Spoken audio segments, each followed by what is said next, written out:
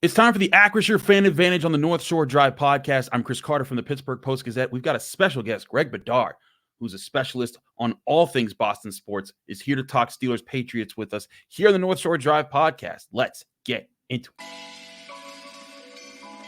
You are now listening to the North Shore Drive podcast, a show on all things Pittsburgh sports from the writers of the Pittsburgh Post-Gazette, hosted by Christopher Carter.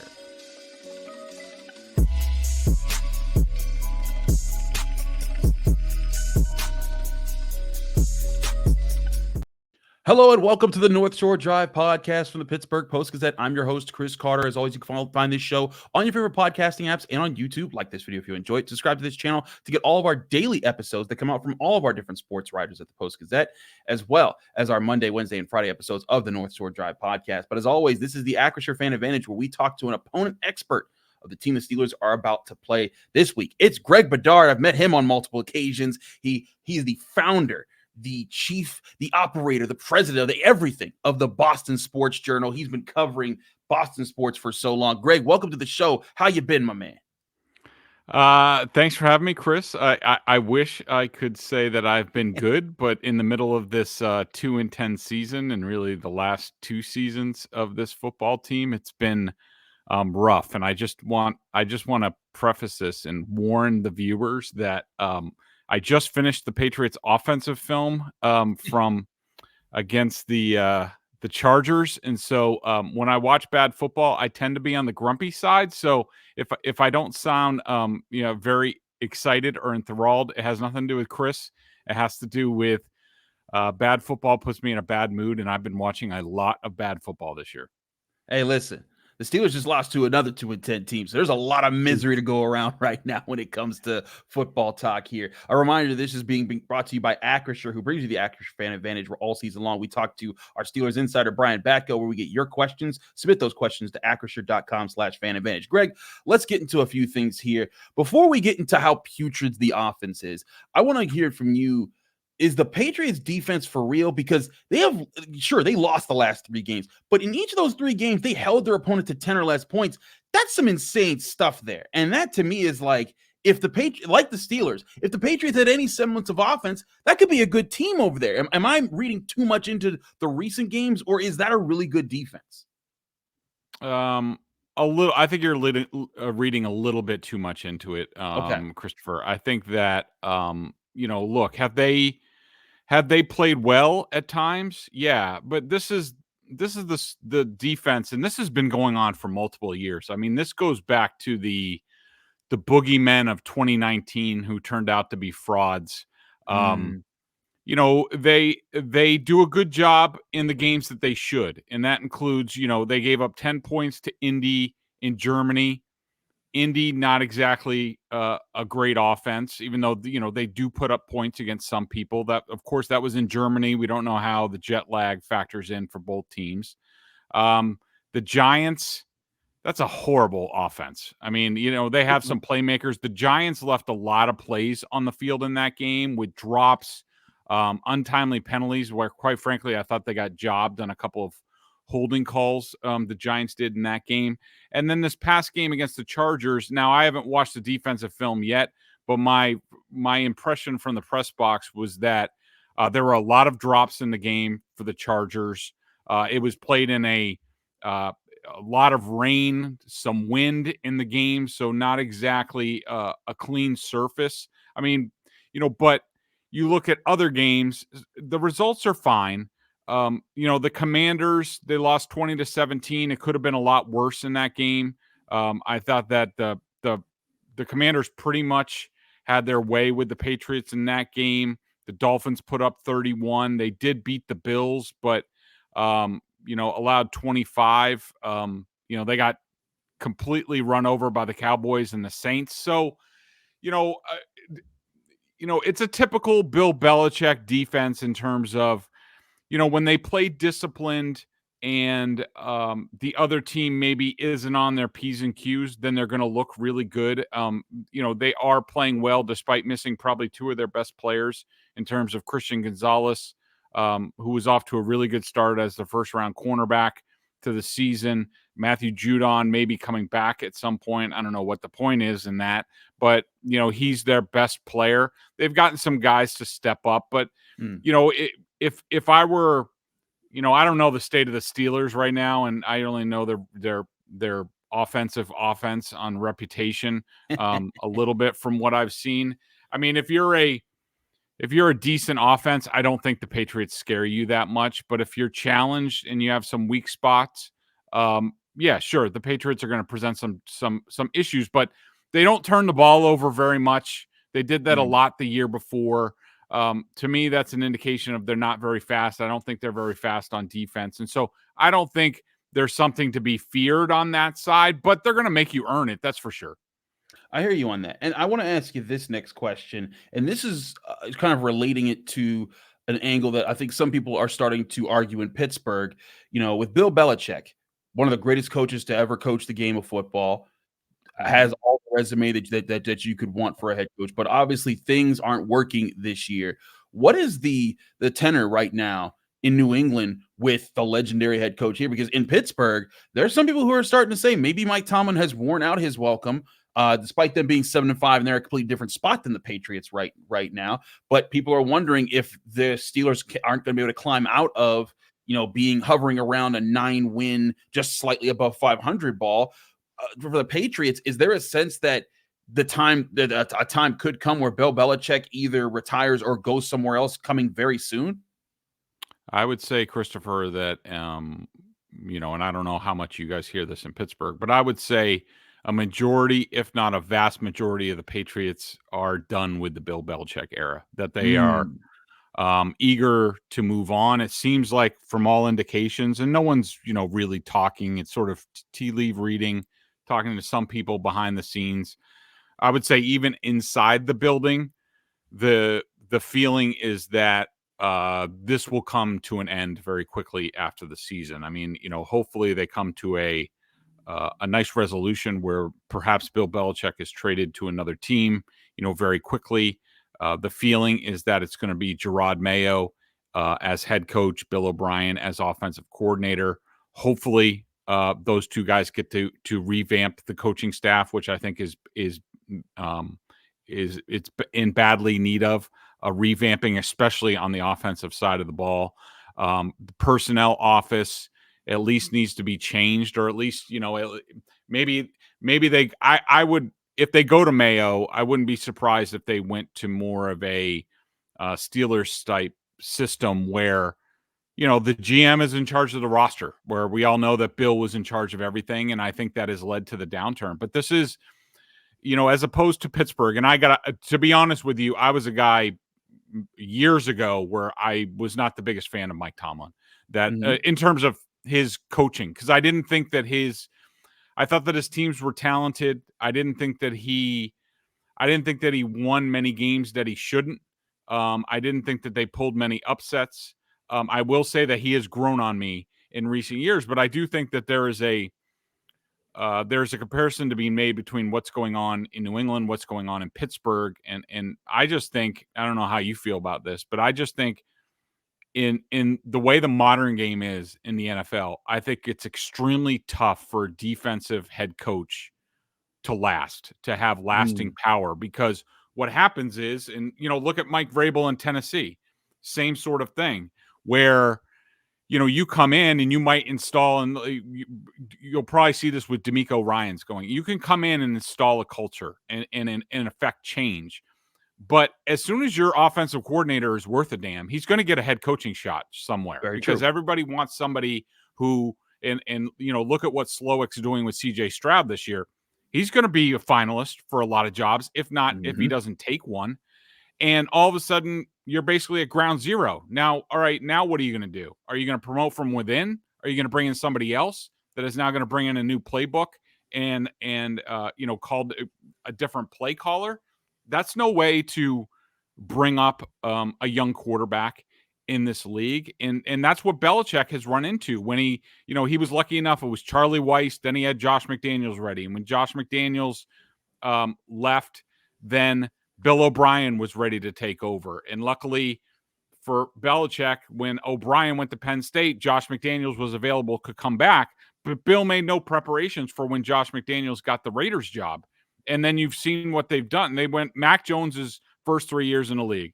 Josh McDaniels was his offensive coordinator and play caller. Matt Patricia from defense was his offensive play caller, offensive coordinator, and offensive line coach. And then this year he comes in with Bill O'Brien. So 3 different systems, 3 different play callers. It's no way to run a team. And so I think you're seeing some, at least from afar, from what I know of what's going on with the Steelers and Matt Canada and all that stuff. And we've seen it with Harbaugh over the years in Baltimore, how many times he's gone through offensive coordinators. And so I just think that it's a challenge. I think that's it's been one of Bill's big struggles, figuring out the offensive side of the ball, especially because the game's changed and every owner wants an offensive coordinator or a new head coach they can link up with a young quarterback and they can grow together. I want to continue on this point in just a minute here, because I think that's actually a much more fun discussion of who's going to score more points in the single digits on Thursday night. We'll get to that in a little bit here. But first, I want to remind you all, this show being brought to you by Acrisure. It's the Acrisure Fan Advantage all season long. Every Friday episode, Brian Batko, one of our Steelers insiders, gives you the in-depth discussion with me, and you can ask him questions through acrisure.com/fan advantage. Go there, drop the questions in, and then we will answer your shows. We will do a Friday morning show. Normally we record on Thursdays, but we do a Friday morning show since it's a Thursday night football game. So do be sure to check out that episode where we give our post-game thoughts also on the Steelers-Patriots game. But as always, we get an opponent expert every single week on the day before the game. And this week, it's Greg Bedard. So check out the Acrisure Fan Advantage all season long. We're also brought to you by Mike's Beer Bar, the best bar in all of Pittsburgh. We're over 20 televisions they have that you can reserve for the specific game that you want, whether it's as obscure as Duquesne basketball, or you want to catch Premier League action, or just college football bowl season coming up. Anything you can reserve a TV for, and they were 500 different available beers, 300 of those beers being local, 80 of those local beers being available on tap. Don't try to drink them all Thursday night if you're busy watching that terrible Steelers-Patriots game with a little bit of offense. But Mike's Beer Bar, the best bar in Pittsburgh. Get there, and when you get there, tell them Chris sent you.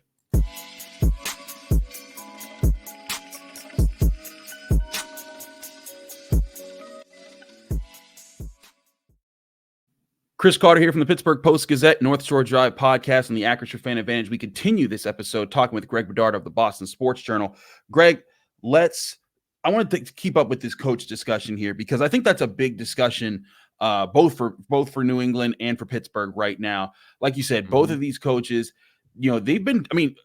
Bill Belichick's defensive genius goes back to his days working with the Giants when he was coming up with different looks to confuse the Jim Kelly Bills in the Super Bowl. Like, that guy has forgotten more about defense than most people will ever learn.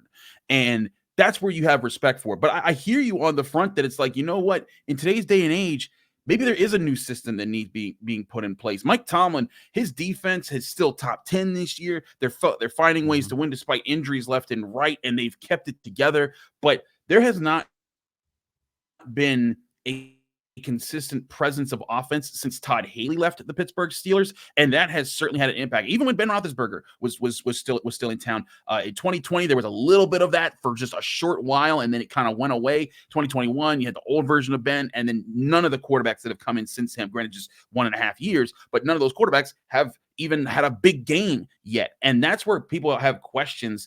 Is the mark of what the NFL needs to be coaching wise, does it need to be offensive based? Do you think that is the overall thing? Or does a defensive coach, if they're going to be a defensive coach at head coach, do they just need to make sure that they are getting the offensive coach to come with them wherever they go? Yeah, look, Christopher, I mean, if you're asking me like what I would do if I was running a team in the present day, I would go with the offensive head coach. It might not be the best thing. I mean, there's certainly it's something to be said about the CEO head coach, like, Tomlin and Belichick and Vrabel and Harbaugh and those guys. But, the whole key to the NFL game now, and even Nick Saban said something about this a few years ago when he was asked, this is 5 or 6 years ago even, when he was asked about, how he's adapted on defense, and about how his defense was great at Alabama, and he said, like, the days of playing great defense are over. And this was when the way the spread had proliferated through college football, it just changed things, where it's like you're just not gonna hold offenses down. Now, of course, the numbers are down in the NFL this year. I think it's a bit of an abnormality, and I think there are different reasons for that. But if I was starting a franchise, I would find the best offensive head coach, somebody that knows how to coach the quarterback, that can get the quarterback to play great. Because if you play a great offense, like, you're going to be in it every single year. Look at the Patriots this year. I mean, they play pretty good defense. I don't know where they are as far as DVOA right now on defense. I know I want to say they were 12th in the league going into this last game. But I think, you just look at the Patriots, and, they're at least a good defensive team. And that's good for 2 wins. I mean, I just think that the quarterback is so important, and scoring points is so important in today's game, opposed to 1994 or even 2004, when the Patriots were in their heyday, 20 years ago. I just want to make sure that, especially if I have a franchise quarterback, say, like, look at Justin Herbert with the Chargers, with Brandon Staley, who is quote unquote a defensive guru, and his defense stinks, but he's been through different offensive coordinators. He's got Kellen Moore this year. Staley will probably get fired. Now he's going to have another guy. That's no way to raise these guys. And they need consistency. And, you look at Patrick Mahomes, Andy Reid the whole time, so that's the ideal to me. And I think it's too tough for defensive head coaches, because, like I said, as soon as their offensive coordinator does anything and proves himself, he's going to get a head coaching job. It's now what do you do? Now, not to belabor this point, but no, yeah, I covered Nick Saban, his 2 years with the Dolphins, and I thought one of the most interesting things that I heard him say, because when he came in, so Mike Mularkey was his offensive coordinator his first year, but Mularkey got the head coaching job at the Bills. And Saban made it a point to say, when I was in Cleveland with Bill said, we are only going to have a Patriots offensive playbook. We're only going to have a Patriots defensive playbook. Whoever comes in next is going to operate off of that playbook. And I had never heard that before. And I was like, that's really smart. And that's what Saban did when, I think it was, I don't know if it was Jason Garrett or Linehan was his first offensive coordinator. He got a head job. Then Mularkey came in. So you need to keep the playbook consistent for these guys. And I think it's impossible with defensive head coaches to do that anymore in this league.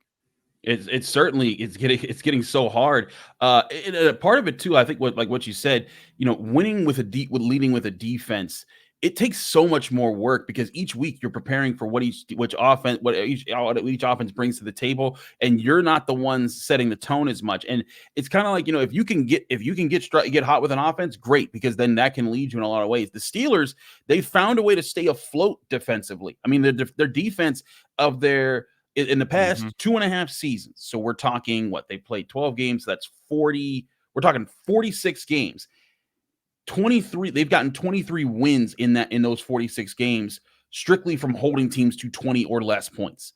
And so, like, they're playing 500 ball just there. Now, you look at the other wins; they don't get too many other wins when they get over that stretch there. I believe that would be 25. I think they have like 2 or 3 wins when a team goes above that mark there. But that's kind of what they've been trying to do defensively while they've been waiting for the offense to mature. And that's where I think that teams have to make a tough decision. I think a very interesting comparison is to a team the Patriots play a lot, and is the Dolphins. The Dolphins were a team with Brian Flores, a great defensive mind. And he was a guy that has a great reputation. And I think he's doing really good things as defensive coordinator with the Vikings right now. But when he was with the Dolphins, the offense wasn't clicking. They moved him out. They got Mike McDaniels. And now they're one of the best teams in the league. They might be a Super Bowl favorite with the way that they're moving the ball. And I think it pokes more at the idea that you're suggesting here, that maybe this is just the day and age of the NFL, that the days of a defensive-led head coach needs to be behind most teams. I think the Dolphins are a perfect example, and I think they are, set up for success, and especially because they did basically the anti-Patriots move where, they believed in Tua, and they basically said, okay, well, what do we need to put around him for him to be successful? And they went out, and got Jalen Waddle and got Tyreek Hill, brought in Mike McDaniel, and Mike McDaniel went out and hired the best defensive coordinator in the league, in my opinion, in Vic Fangio. And Vic Fangio is not going to get a head coaching job anytime soon. So those two can be together for the next, however long Vic lasts in the league, 10, 15 years. And so, to me, that's the ideal in the power structure that can stay together. And you have Chris Greer, really being aggressive in free agency and things like that. They bring in Jalen Ramsey to help their secondary. To me, I think in a lot of ways that, and I've sort of been writing about this because I just wrote about how, the things are so bad with the Patriots right now, and they seem to get worse by the week, that I think that the Crafts have to entertain, or at least explore, hey, do we do a hard reset of this? Do we wash out the Patriot way completely? Do we bring in, I think it behooves them to talk to the best and brightest around the league as far as GMs and say, well, what's your ideal power structure, for an organization? And, I think, the 49ers with Shanahan, it's done in a different way, but I think that's the ideal. I mean, if I'm the Patriots, the first thing I do is call up Adam Peters, who's second in command in personnel with the with the 49ers, who used to be in New England some time ago, and entertain bringing him in. And, you bring the Shanahan system in, just like McDaniel put in Miami. And to me, that's sort of the ideal now as far as an NFL power structure for a team. I think it's certainly a way that I think a lot of teams are trying to emulate right now.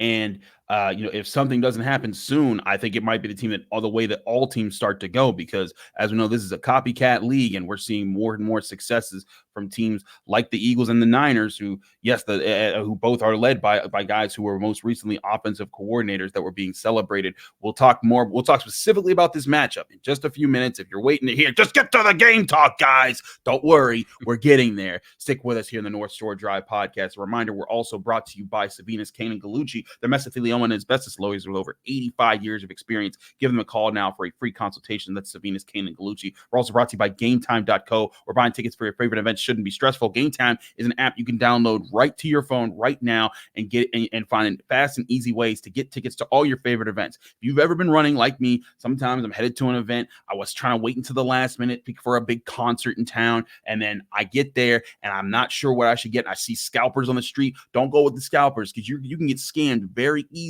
trying to find the right tickets. This is where you go to Game Time right on your phone. It's an app. Download it. You can see all the tickets available, all the best prices, and every time you look at a ticket price, it shows you the view right from the seat that you're actually buying, so you're not getting scammed. And Game Time gives you amazing prices. They're giving you discounts, and this is on anything from concerts to comedy events to football games, basketball games, hockey games, whatever you're in the mood for. Game Time will help you find tickets. So wherever you're going, it's not just Pittsburgh, it's anywhere. You could use this app to find tickets for the best prices, and their best price guarantee cannot be beat, because if you find tickets in the same section and row for less somewhere else, Game Time will credit you 110% of the difference. Snag the tickets without the stress with Game Time. Download the Game Time app, create an account, and use code PITTPIT for $20 off your first purchase, or go to their website, gametime.co. Terms and conditions apply. Create an account and redeem code PITTPIT for $20 off. Download Game Time today. Last minute tickets, lowest price guaranteed.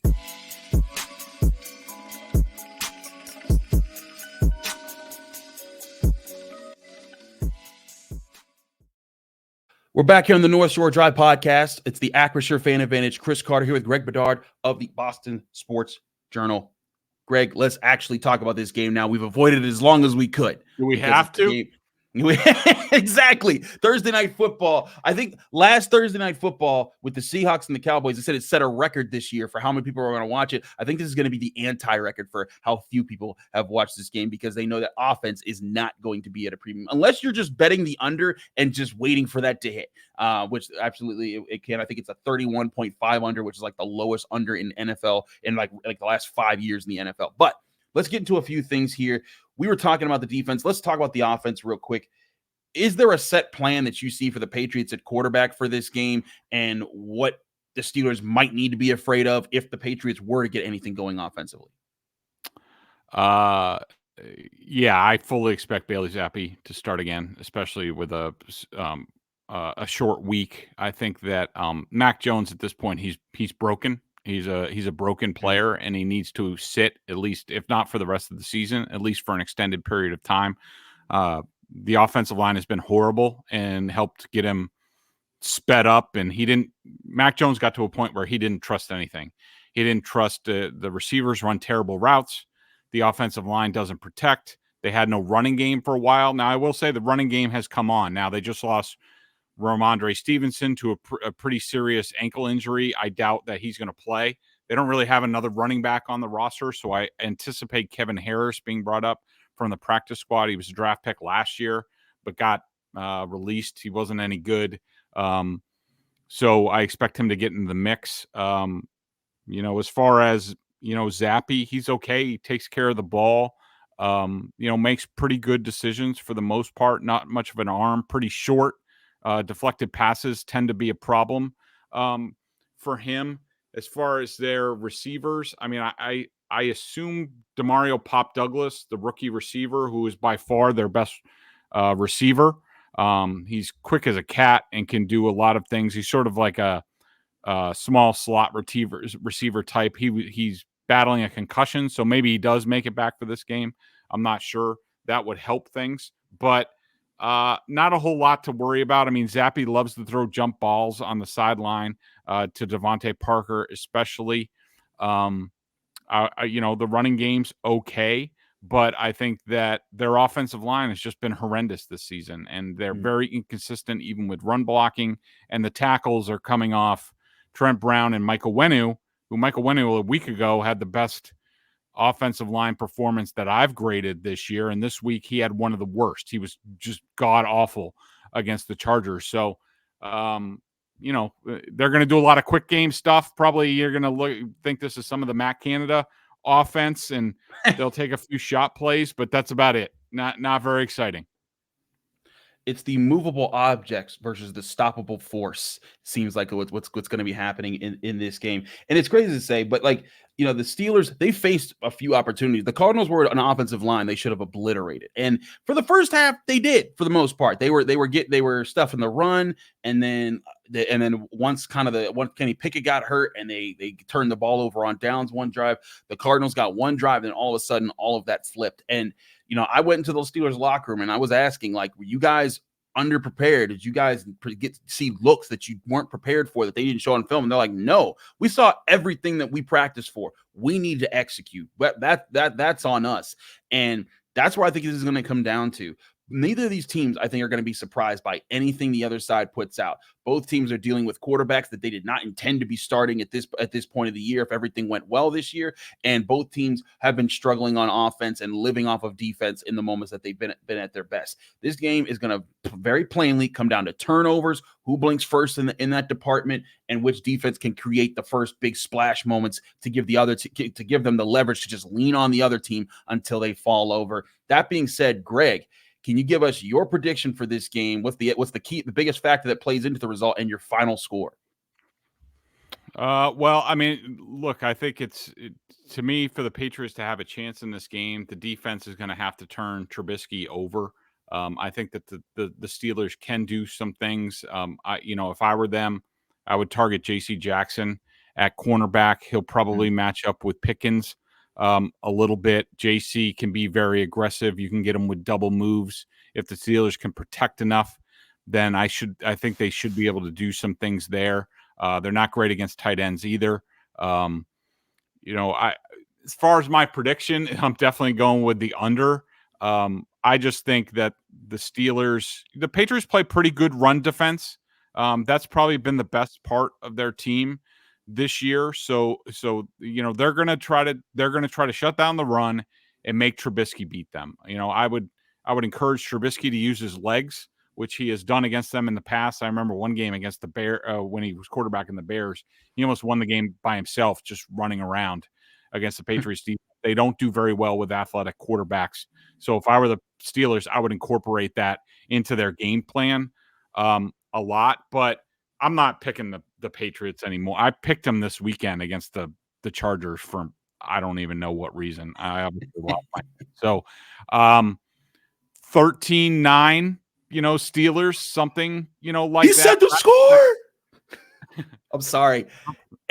Anybody that knows me knows that 13-9 is a special number. I don't know if you know about the history of 13-9, Greg. No. Years ago, when West Virginia was destined to be a national champion, the University of Pittsburgh walked in with one of the worst teams they ever had and beat them and ruined their chances with a 13-9 score. So I always just post 13-9 at any team time. So we got a 13-9 prediction from Greg Bedard. Oh, I hope Wes Euler's watching because somewhere he's pounding a table. I expect Highsmith and Watt to feast. I mean, Owenu's a good right tackle. They pushed him out from guard to right tackle. And normally he's been really good, but I don't know if he was sick this last week. There has been an illness running through the Patriots. I've never seen him play that bad. If he plays like that again, Watt's going to kill him. Highsmith, Trent Brown looks like he's completely checked out on this season. He's playing he's battling injuries, but they put Connor McDermott out there, who's freaking horrible. Cole Strange at left guard is okay, young player, but I expect Hayward to kick his rear end all game. Like, I just don't know how the Patriots are going to do everything. They'll bust out a few trick plays, but they run very simple routes. It's nothing complicated.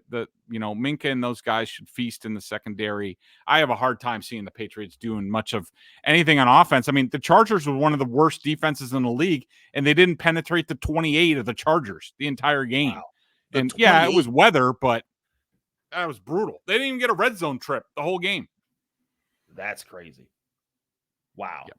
Well, I'm going to roll with your 13-9 prediction. I was going to go with something crazier like 9-5, but I can't turn down a chance to say 13-9 on air here. He's Greg Bedard of the Boston Sports Journal. Greg, thank you so much for joining us. You got anything special to look out for on your website that people should want to read?